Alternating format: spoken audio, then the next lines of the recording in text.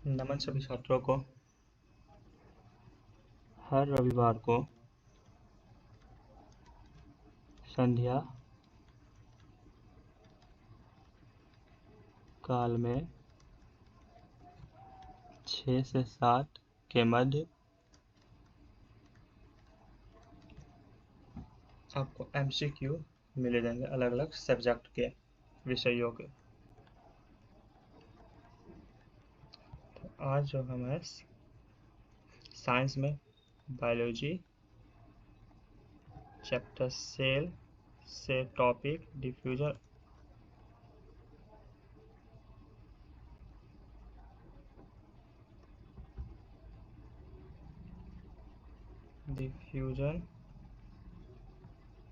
And osmosis के questions को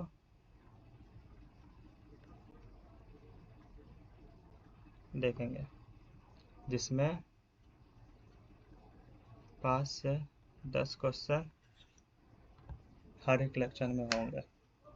समय के साथ इस क्वेश्चन को बढ़ाया भी जा सकता है।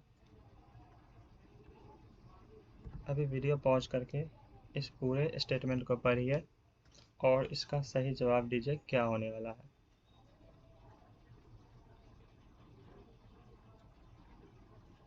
चलिए इसे शुरू करते हैं और ढूंढते हैं इसका सही जवाब क्या होगा। पहला स्टेटमेंट जो है, diffusion is spontaneous movement of से gas, liquid and solid along the concentration gradient। Second statement लिखा हुआ है, diffusion is faster in liquid than gas and solid. And third statement लिखा हुआ आपका कि osmosis follows law of diffusion. इस 3 statement में से पूछा जा रहा है कि कौन सा स्टेटमेंट इनकरेक्ट है। चलिए, आपको पता है कि डिफ्यूजन जो होता है वो high concentration to low concentration होता है।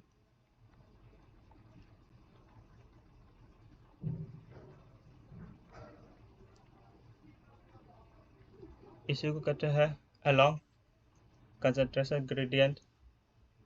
जब हाई से लो होगा तो इसको कहेंगे अलोंग कंसंट्रेशन ग्रेडियंट। और ये मूवमेंट कैसा होने वाला है? एक्सपोटेनियस मूवमेंट हो रहा है, स्वतः हो रहा है। एक्सपोटेनियस मूवमेंट का अर्थ होता है स्वतः।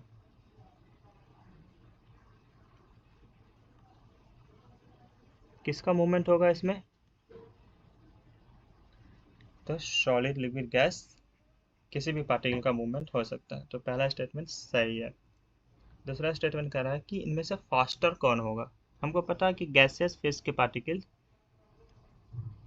बहुत तेजी से डिफ्यूज कर जाते हैं लिक्विड गैस,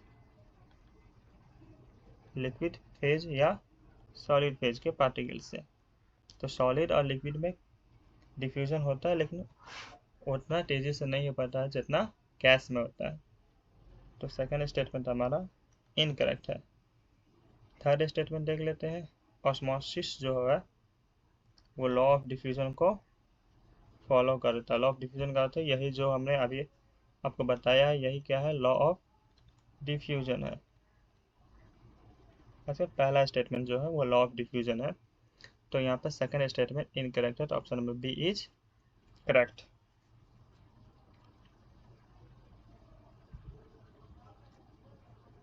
वीडियो पॉज कीजिए, सारे स्टेटमेंट को पढ़िए और कौन सा ऑप्शन सही होगा बताइए।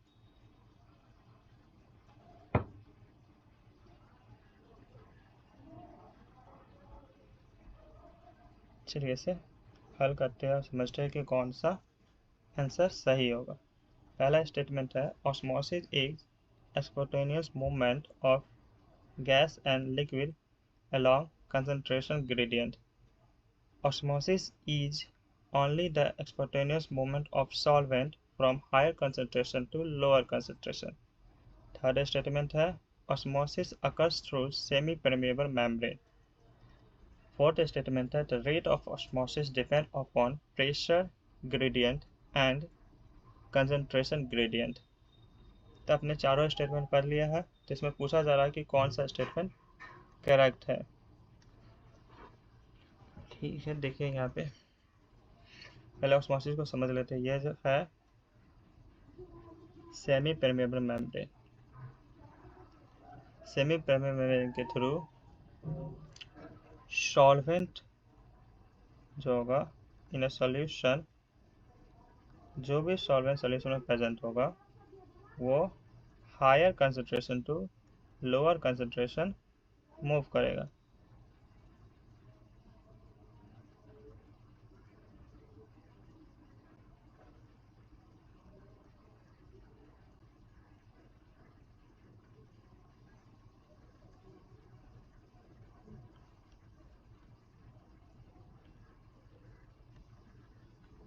सॉल्वेंट के हायर कंसंट्रेशन से लोअर कंसंट्रेशन मूवमेंट होता है।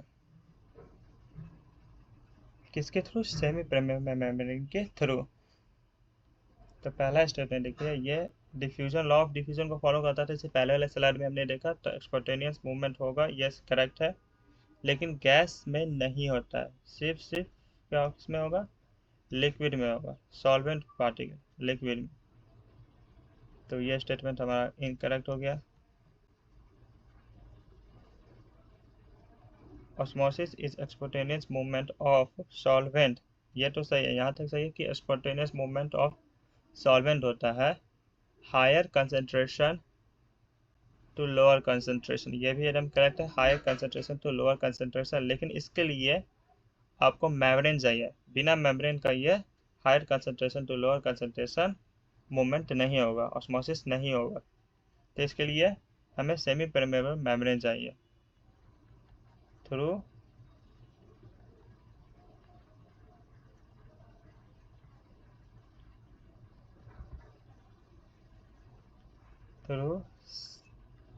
सेमी परमेबल मेम्ब्रेन के थ्रू होगा।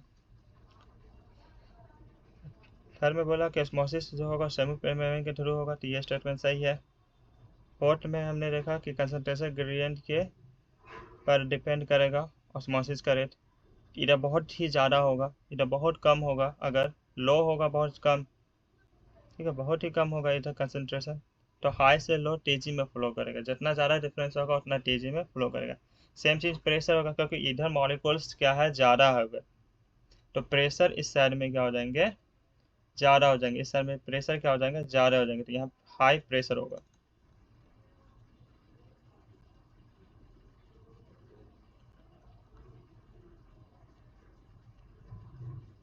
और इधर क्या होगा, लो प्रेशर होगा।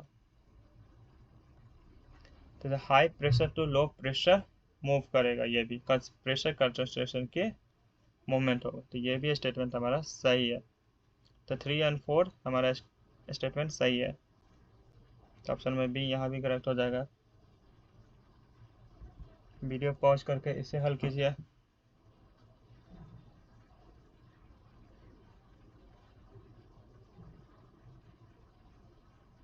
चलिए इसे सॉल्व करते हैं, देखते हैं कौन सा स्टेटमेंट सही होने वाला है। क्या कह रहा है?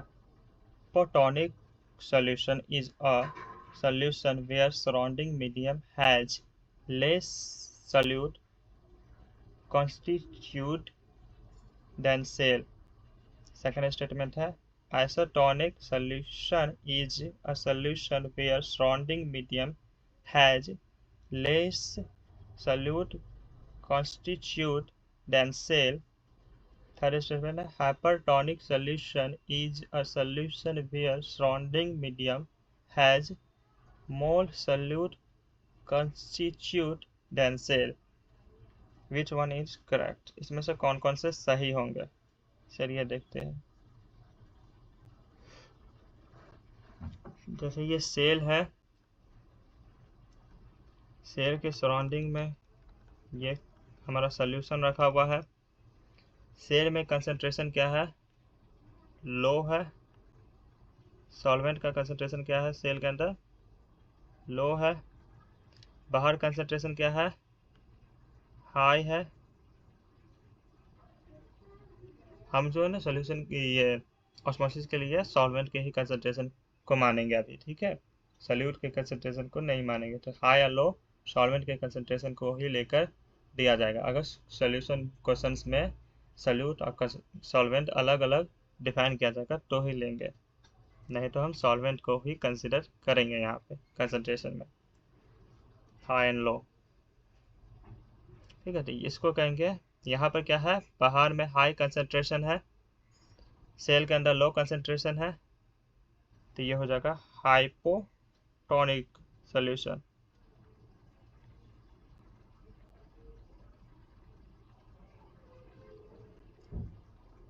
देखिए सेल के अंदर यहाँ है, सेल के बाहर की कंसंट्रेशन को देख रहे हैं, सेल के बाहर क्या है, लो कंसंट्रेशन है, सेल के अंदर क्या है, हाई कंसंट्रेशन है। तो ऐसे सॉल्यूशंस को कहेंगे हाइपरटोनिक सॉल्यूशन।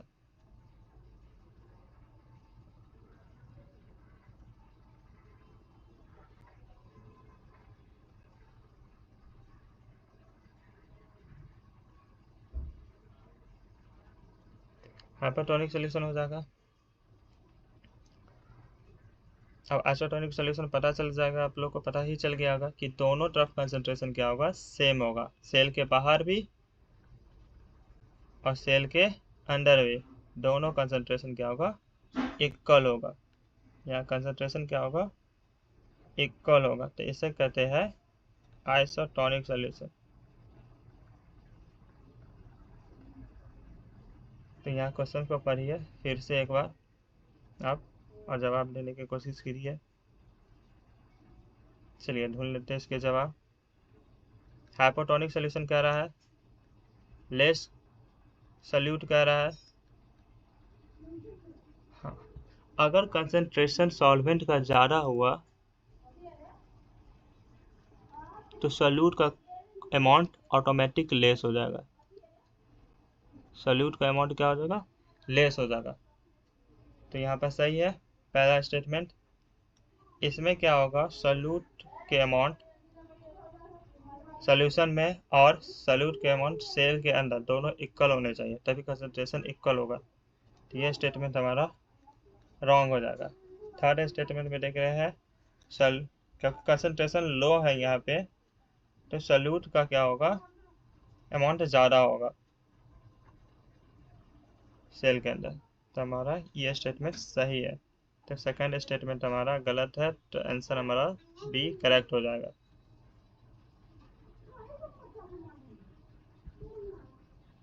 चलिए वीडियो पॉज कीजिए और इस क्वेश्चन को हल कीजिए।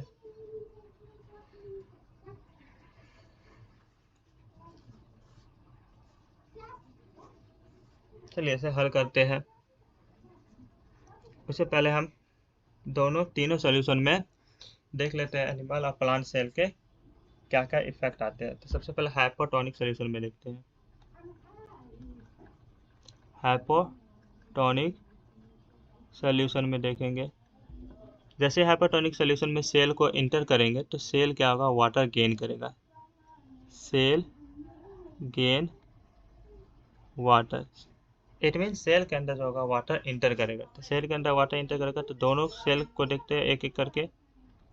सबसे पहले प्लांट सेल को देखते हैं, प्लांट सेल में क्या होगा, और फिर उसके बाद एनिमल सेल को देखेंगे, एनिमल सेल में क्या होगा।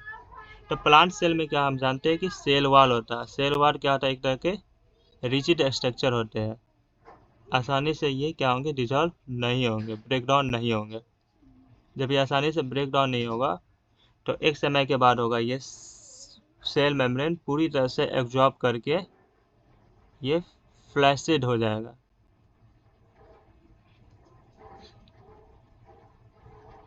इन्फेक्ट हो जाएगा पूरी तरह, फ्लैसिड नहीं सॉरी, इन्फेक्ट हो जाएगा, इन्फेक्टेड हो जाएगा। ये पूरी तरह से स्वेलअप हो जाएंगे। तो स्वेलअप होने के बाद ये जो सेल बनेगा, तो इस सेल को कहेंगे टर्गिड सेल। और एनिमल सेल जो होंगे वो क्या हो जाएंगे, ब्रस्ट कर जाएंगे, यहाँ से ब्रस्ट करके कंस्टिट्यूशन क्या होगा, ब्रस्ट करके बहुत ही ज़्यादा वाटर इसके अंदर इंटर कर चुका है हाइपोटोनिक सॉल्यूशन में रखने से, तो इस वजह से सेल मेम्ब्रेन क्या होगा, ब्रस्ट कर गए। तो इसे कहते हैं हेमोलाइज्ड।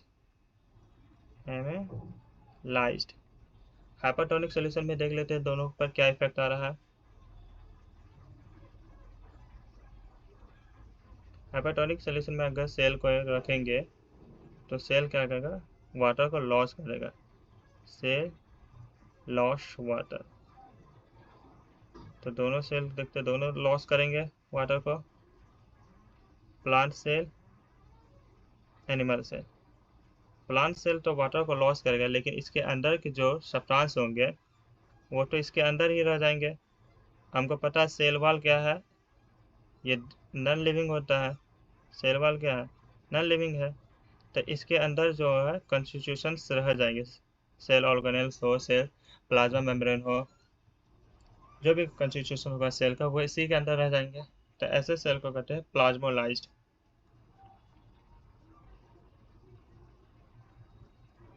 एनिमल सेल क्या होता है, इसमें तो मेम्ब्रेन नहीं है, सेल वाल तो नहीं है, सिर्फ मेम्ब्रेन है, प्लाज्मा मेम्ब्रेन। तो ये कंसंट्रेटेड हो जाएंगे, तो ये क्या हो जाएंगे, सेंट्रेट हो जाएंगे। और आइसोटोनिक सोल्यूशन में देख लेते हैं उसमें क्या होगा। आइसोटोनिक सोल्यूशन में पता है कि नेट मूवमेंट क्या होता है, 0 होता है। नेट ऑस्मोसिस क्या होगा,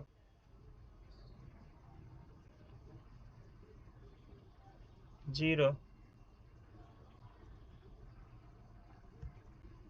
जब 0 होगा तो सेल पे कोई इफेक्ट नहीं आएगा, तो इस समय इस सेल को कहते हैं फ्लैसिड।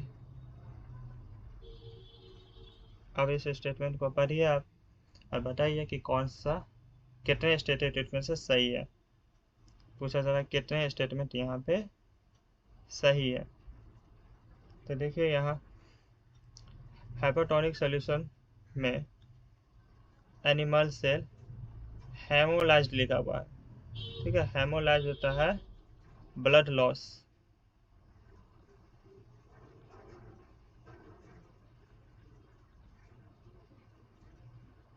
जब टिश्यू ब्लड लॉस कर देता है तो उसको हेमोलाइज्ड कहते हैं, ठीक है। हेमोलाइज्ड नहीं है, हेमोलाइज्ड है। तो ये गलत हो जाएगा स्टेटमेंट पहला हमारा।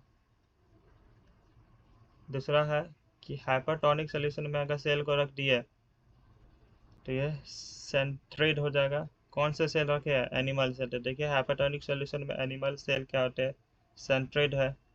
तो ये स्टेटमेंट सही है, सेकंड वाला हमारा। थर्ड में हाइपोटोनिक सोल्यूशन में रखा गया सेल को, किस सेल को, प्लांट सेल को रखे गए हैं, तो वो क्या हो जाते हैं, प्लाज्मोलाइज्ड हो जाते हैं। देखिए प्लाज्मोलाइज्ड नहीं होते, हाइपोटोनिक सोल्यूशन में प्लांट सेल को रखे तो क्या हो गए, टर्गिड हो गए।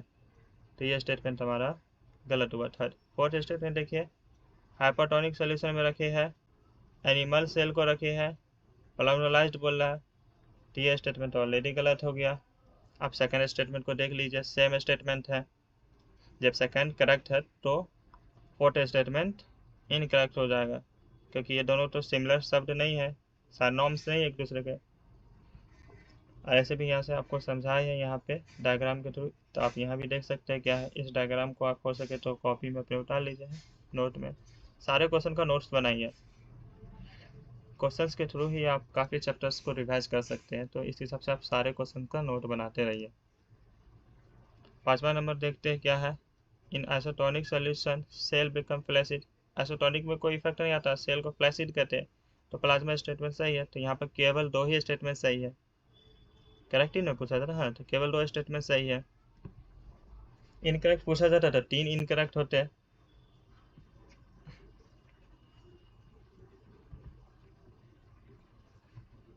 वीडियो को पॉज कीजिए और इसका आंसर बताइए क्या होने वाला है।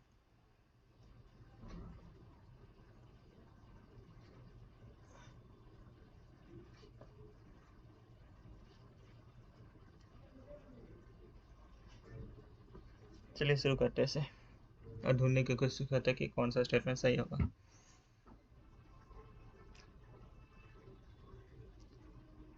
पहले एनर्जी वाला कॉन्सेप्ट तो समझ लेते हैं कि एनर्जी किस में यूज होता है। तो एक्टिव ट्रांसपोर्ट में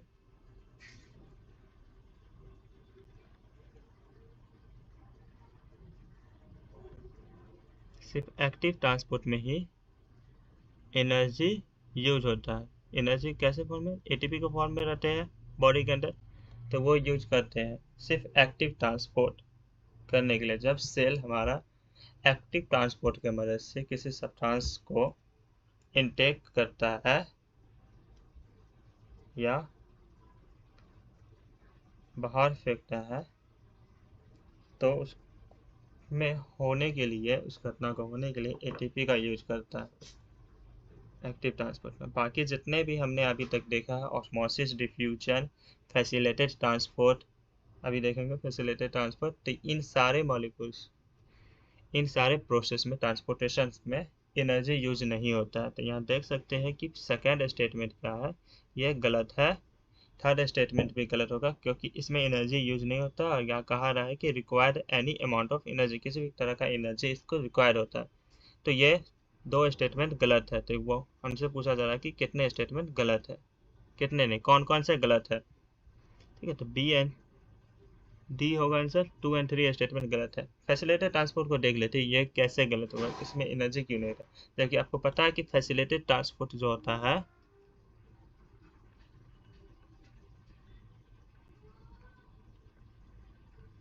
ये low concentration to high concentration move करता है।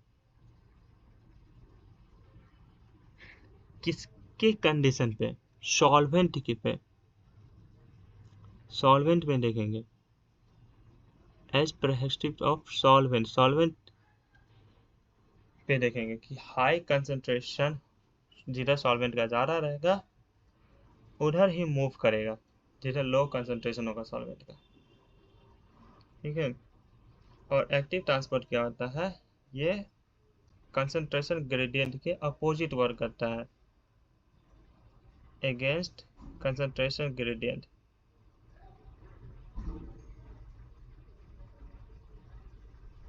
एक्टिव ट्रांसपोर्ट, इसलिए इसमें एटीपी यूज होता है।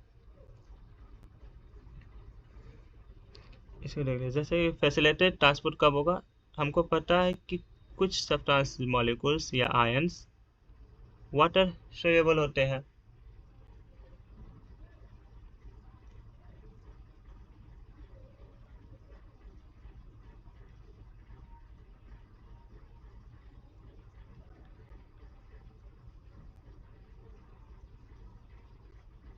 तो क्या होता है, वाटर सोल्यूबल होते हैं molecules, ions, even substance.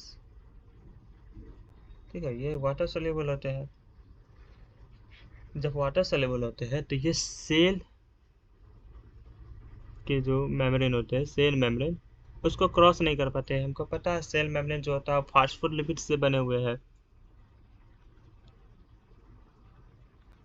Phospholipid से बने हुए हैं, तो फास्फोलिपिड्स के जो हेड होते हैं वो तो हाइड्रोफिलिक होते हैं।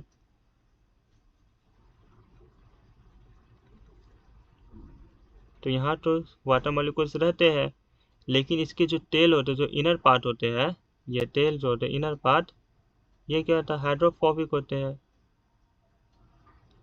तो इस वजह से यहाँ पर वाटर मॉलिक्यूल्स सेल मेम्ब्रेन को पेंट्रेट नहीं कर पाते या प्लाज्मा मेम्ब्रेन को पेंट्रेट नहीं कर पाते हैं। तो जो भी वाटर में सोल्यूबल सब्सटेंस होगा वो भी पेंट्रेट नहीं कर पाएंगे प्लाज्मा मेम्ब्रेन और सेल मेम्ब्रेन को। इसलिए वहां पर क्या होता है, फैसिलिटेड ट्रांसपोर्टेशन होता है, जिसके थ्रू वो जो मॉलिक्यूल्स होंगे जो वाटर में सोल्यूबल होंगे वो सेल के अंदर इंटर या सेल के बाहर चले जाएंगे। तो आपने समझ गया फैसिलिटेड ट्रांसपोर्ट किसे कहते हैं।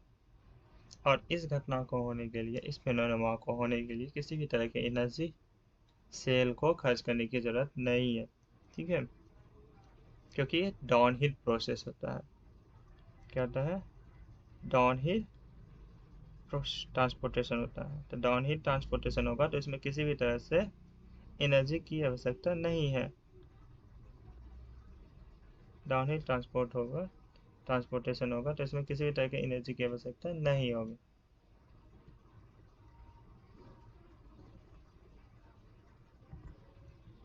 वीडियो को पॉज कीजिए, इसका जवाब दीजिए क्या होगा, इसमें से कौन सा स्टेटमेंट सही है।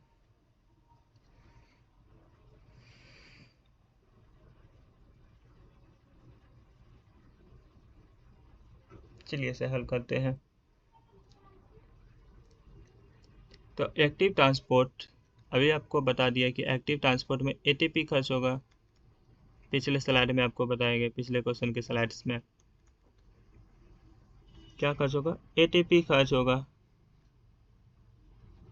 क्योंकि ये जो काम करता है वो कंसंट्रेशन ग्रेडियंट के अपोजिट काम करता है।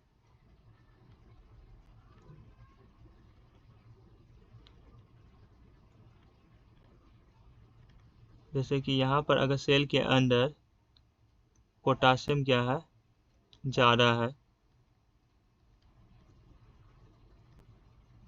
सोडियम क्या है, कम है।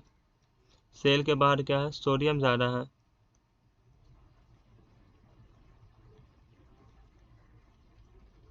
और पोटासियम क्या है, कम है। तो क्या होता है, जो पंप्स होते हैं, सोडियम पोटासियम पंप्स, वो सोडियम आयंस को बाहर भेज देते हैं और पोटासियम आयंस को सेल के अंदर इंटर करवा लेते हैं। तो ये प्रोसेस नॉर्मल है। तो इन प्रोसेस को होने के लिए हमें एटीपी यूज होता है। तो एटीपी यूज होता है तो इसे कहते हैं हम अपहिल प्रोसेस। जैसे आप लोग देखेंगे कि अगर हमको स्लोप पे चढ़ना है तो हमें एनर्जी लगाना पड़ेगा, बहुत ज़्यादा एनर्जी लगाना पड़ेगा। अगर उतरना है तो उतना एनर्जी हमें लगाने की आवश्यकता नहीं है। तो ये कंडीशन क्या होता है, फैसिलिटेड ट्रांसपोर्ट में होता है, जो आपको पिछले स्लाइड में हमने आपको बताया। तो यहाँ पर दोनों के दोनों स्टेटमेंट क्या होगा, 2 और 3 रॉन्ग हो गए, इनकरेक्ट पूछा जा रहा है। फर्स्ट स्टेटमेंट को चेक कर देते हैं कि क्या होता है फर्स्ट स्टेटमेंट हमारा। फर्स्ट स्टेटमेंट है सिम्पॉट, जिसमें क्या होता है कि दो मॉलिक्यूल्स एक ही डायरेक्शन में इंटर करते हैं, मूव करते हैं। और एंटी पॉट में क्या होगा कि दो मॉलिक्यूल्स अपोजिट डायरेक्शन में मूव करेंगे। तो देख लीजिए, जैसे ये प्रोटीन चैनल है, यहाँ पे अगर कोई एक मॉलिक्यूल, सिंगल मॉलिक्यूल इंटर करे और एग्जिट करे तो उसको यूनिपॉट कहते हैं। सिंगल इंटर करे या एग्जिट करे तो यूनिपॉट। अगर दो एक साथ इंटर करे, एक साथ, तो इसे कहते हैं सिम्पॉट। अगर प्रोटीन चैनल को एक मॉलिक्यूल इंटर करे और उसी समय एक मॉलिक्यूल एग्जिट करे तो इसे कहते हैं एंटीपॉट।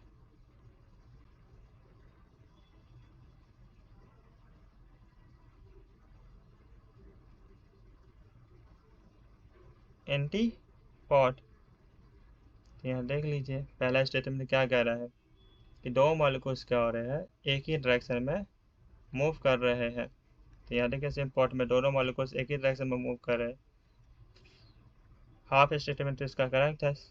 सेकंड हाफ देख लेते हैं। एंटीपॉट जो में दो मॉलिक्यूल्स एक दूसरे के अपोजिट डायरेक्शन में मूव करते हैं। तो यहाँ देख लीजिए दोनों मॉलिक्यूल्स एक दूसरे के अपोजिट डायरेक्शन में मूव कर रहे हैं, तो ये सही हो जाएगा।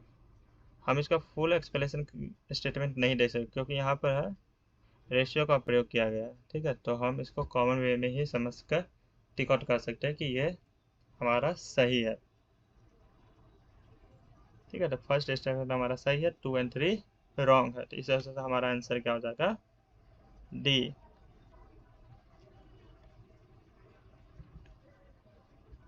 चलिए द एंड करते हैं, इसे दोस्तों के साथ शेयर कीजिए और अगले संडे को किस टॉपिक के रिगार्डिंग क्वेश्चंस चाहिए कमेंट कर सकते हैं आप। बताइए कि किस को टॉपिक के रिगार्डिंग क्वेश्चन चाहिए, किसी भी सब्जेक्ट, एनी सब्जेक्ट, मैथ के चाहिए, ज्योग्राफी के चाहिए, केमिस्ट्री के चाहिए या फिजिक्स के चाहिए, या इवन बायोलॉजी के ही सेल चैप्टर के आगे के कुछ क्वेश्चन चाहिए, और भी जैसे सेल मेम्ब्रेन टॉपिक हो गया या कोई अदर टॉपिक हो गया तो इससे भी चल सकता है।